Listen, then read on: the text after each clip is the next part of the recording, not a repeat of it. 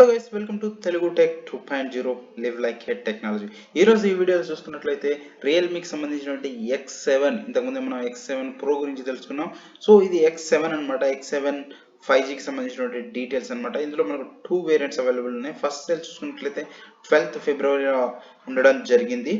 6GB 128GB variant చూసుకున్నట్లయితే 20,000కి, 8GB 128GBకి సంబంధించిన variant చూసుకున్నట్లయితే 22,000కి అవైలబుల్లో ఉందన్నమాట.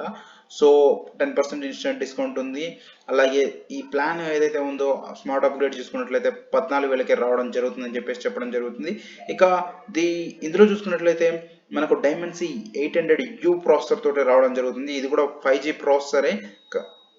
కాకపోతే ఏదైతే X7 Pro ఉందో దానికి లోయర్ వేరియంట్ అని చెప్పుకోవచ్చు. మనకి ఇది కూడా 7nm మీద బిల్డ్ అయినటువంటి ప్రాసెసర్.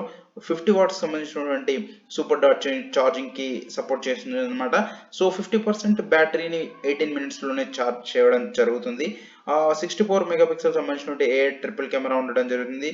అండ్ 6.4 ఇంచుకి సంబంధించిన AMOLED full screen display and 176 grams ఉండడం జరుగుతుంది. 4300 mAh బ్యాటరీ ఉండడం జరుగుతుంది. సో యాక్చువల్లీ ఇక్కడ మనం చూసుకున్నట్లయితే బ్యాటరీ ప్లస్ ఇక్కడ ప్రాసెసర్ ఇవి కానీ మిగతా అన్ని సూపర్ అని చెప్పుకోవచ్చు. ఏదైతే కంపేర్ చేసినట్లయితే రెండిట్లో ఇవే తేడాలు ఉండడం జరుగుతుంది. ఎవరైతే బేసిక్ కావాలనుకుంటే ఇది తీసుకోవడం బెటర్. ఇందులో చూసుకున్నట్లయితే silver, space Vellar and nebula అని చెప్పేసి రెండు కలర్స్ అవైలబుల్లో ఉన్నాయి. సో దీని స్పీడ్ చూసుకున్నట్లయితే మనకి up to 2.6 GHz clocking speed ఉండడం జరుగుతుంది. ఆంటిట్యూడ్ స్కోర్ చూసుకున్నట్లయితే మనకి 3,30,000 ఉండడం జరిగింది అనమాట. Helio G95 and G90T processor చూసుకున్నట్లయితే కొంచెం తక్కువగా ఉండడం జరుగుతుంది. సో 5G డ్యూయల్ బ్యాండ్కి సపోర్ట్ చేయడం జరుగుతుంది.